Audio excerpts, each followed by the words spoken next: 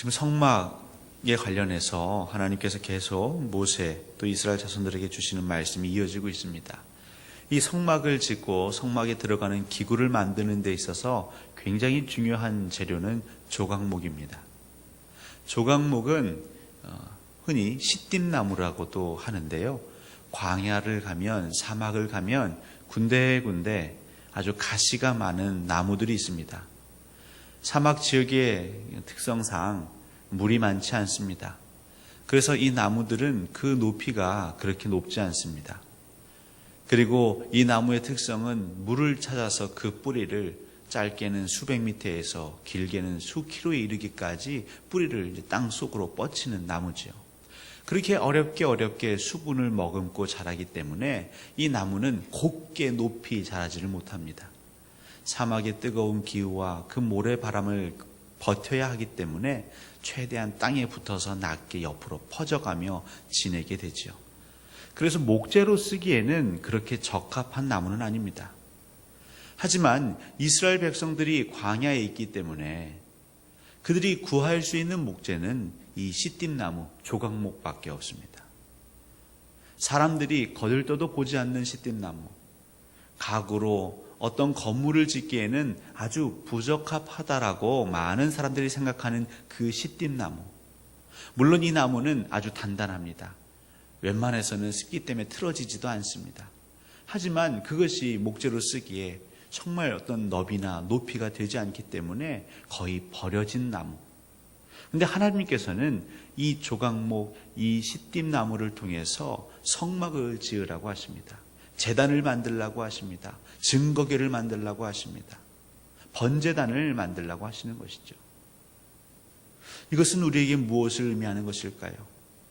세상의 사람들의 눈의 기준에서 봤을 때 아무 쓸모없는 나무, 정말 필요 없는 나무, 어떻게 이런 나무가 있을까 싶은 그 나무도 하나님께서 쓰시겠다 하면 귀하게 쓰임받을 수 있는 것이죠.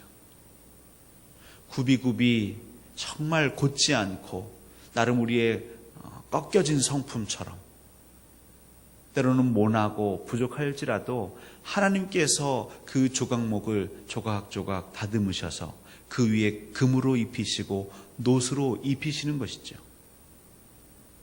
저희들은 조각목 같은 인생을 살고 있습니다. 이 광야 같은 세상을 살면서 어디 나에게 평안을 주는 것이 없을까? 위로를 주는 것이 없을까? 정말 그 땅속 깊이 수백 미터, 1km, 2km까지 그 잔뿌리를 뻗쳐나갑니다. 그렇게 인생을 살면서 잠깐 만난 그 희열로 하루하루를 버티는 시띠나무입니다. 그러면서 스스로 생각합니다. 나는 참 볼품이 없구나. 나 스스로 생각하는 정도가 아니라 내 주변에서도 얘기하는 것이죠. 참 볼품없는 인생이다. 보잘것없는 인생이다. 그것을 넘어서서 비난하고 비판하고 정죄할 수 있습니다. 그런데 하나님은 그 시띠나무로 성소를 지으시고 성막을 지으시는 것이죠. 우리는 지금 내게 주어진 이 상황을 감사로 받을 수 있는 신앙의 사람들입니다.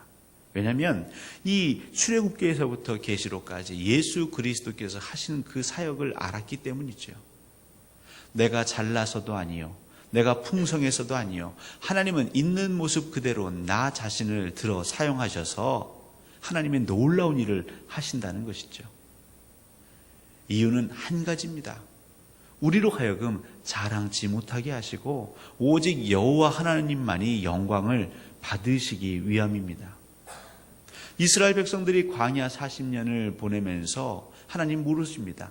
너희들이 그 40년 동안 광야길을 걸었는데 옷이 헤어졌느냐? 신발이 닳았느냐? 먹을 것이 없었느냐? 이걸 다 누가 한 것이냐? 여호와 하나님이 한 것이 아니냐? 너희들이 자랑할 것이 없다. 구원을 하나님께서 우리에게 선물로 주시면서 뭐라고 말씀하셨습니까? 우리가 은혜로 구원을 받는데 이유는 행위에서 난 것이 아니요, 우리로 하여금 자랑치 못하게 하려 하심이라. 조각목은 자랑할 게 없습니다. 목재에 끼어들 수도 없는 것이죠. 나무라고 하기에도 부끄러운 것입니다. 그냥 그 사막에 작은 그늘 정도 만들 수 있는 그 시띠나무. 하지만 가까이 가기에는 가시도 많습니다. 그런데 하나님께서는 그 나무를 통해서 여호와 하나님이 임재하시는 그 성막을 지으라고 하시는 것이죠. 우리는 부족하지만 우리 안에 이 있는 모습 그대로 하나님께 나아가고 하나님께 드리면 하나님이 이 안에 임재하시는 것이죠. 그럴 때 내가 한 것이 아니고 하나님이 전적으로 하신 것이로구나. 이렇게 만들어진 성막 가운데 여호와 하나님께서 20절, 21절 이스라엘 자손들에게, 특별히 아론과 그의 아들 그 자손들에게 무엇을 명령하십니까? 정말 그 성막 안에, 휘장 안에 저녁부터 아침까지 여호와 앞에 그 등불을 항상 보살펴라. 성막은 어제도 말씀드렸지만 가늘게 꼰 배실로 먼저 그 휘장을 치고요. 그 다음에 순염소의 털로, 그 다음에 양의 가죽으로, 그 다음에 해달의 가죽으로 이렇게 덮습니다. 그러니까 창이 없습니다. 그러니까 등불이 없으면 캄캄한 어둠이지요. 물론 그 휘장을 걷어내면 빛이 들어올 수 있겠지만 그 휘장이 성소와 지성소를 구분한다면, 또 그 성막 안을 특별히 구분한다면 참 빛이 들어오기 어렵습니다. 특히 밤은 더 하겠지요. 빛은 하나님을 상징하는 것이죠. 그 하나님이 항상 임재할 수 있도록 등불을 켜놓아라. 이스라엘 백성들로 하여금 그것을 늘 상기할 수 있도록 그 등불을 켜놓아라. 그렇다면 오늘 우리는 어떤 등불을 켤 수 있을까요? 그래서 어떤 공동체에서는요, 정말 촛불을 켜놓습니다. 항상 그 제단에서 그 불이 꺼지지 않게 하라는 그 말씀대로 촛불을 켜놓습니다. 그것도 우리는 나쁘다는 할 수는 없습니다. 그걸 보면서 우리 마음에 말씀을 기억한다면 유익할 수 있겠죠. 하지만 단순히 촛불을 켜놓는다고 해서 이 말씀을 대대로 지키는 건 아닐 것입니다. 그러면 오늘 이 시대에 우리가 하나님의 임재를 갈구하며 그 하나님의 임재가 정말 이 성전 가운데에, 우리의 심령 가운데에 늘 함께 한다라는 그 간구는 무엇일까요? 그것은 기도이지요. 하나님의 전에 기도가 끊이지 않게 하라. 여호와 하나님이 언제 임재하십니까? 물론 우리 하나님 우리 가운데 임하시지만 특별히 약속하시기를 두세 사람이 예수 그리스도 이름으로 모여서 기도하면 그곳에 예수 그리스도가 함께 하신다고 하셨습니다. 여호와 하나님의 이름을 기념하는 곳에 하나님께서 그 자리를 지키시고 복 내리신다고 하셨습니다. 우리 광주 동산교회 이 기도의 용사들의 기도가 끊어지지 않고 계속해서 이어진다면, 그리고 이것이 한두 사람으로 이어지는 끝나는 것이 아니라 이 기도의 등불이 번져서 그 기도의 촛불 하나하나가 모여서 큰 불을 이루고 횃불을 이룰 때에 하나님은 큰 영광을 받으시는 것이지요. 내 힘을 의지하는 것이 아니라, 세상의 어떠한 것들을 의지하는 것이 아니라 이들이 나를 의지하는구나. 그 믿음의 신앙의 표가 기도 아니겠습니까? 하나님, 저는 감히 능력이 없습니다. 어떻게 해야 할지도, 무엇을 말해야 할지도 모르겠습니다. 하나님, 저희의 길을 비춰 주시옵소서. 저 불신자들에게 저희가 무엇라 설명하며 무엇라 복음을 전해야겠습니까? 하나님, 알려주시옵소서. 우리가 교회를 교회답게 세우는데 어떻게 말씀을 붙잡을 수 있겠습니까? 하나님께서 보여주시옵소서.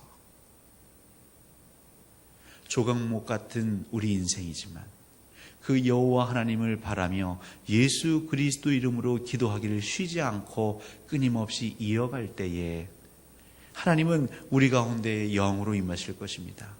충만하게 임하실 것입니다. 가득 차고 넘치도록 임하실 것입니다. 그 하나님의 충만함이, 성령님의 충만함이 우리를 기쁘게 할 것이고 우리를 회복시키실 것이고 우리 안에 정말 세상에서 얻을 수 없는 생명을 낳게 하실 것입니다. 오늘도 여러분 안에 하나님의 영의 임재가 충만하기를 간절히 소원합니다.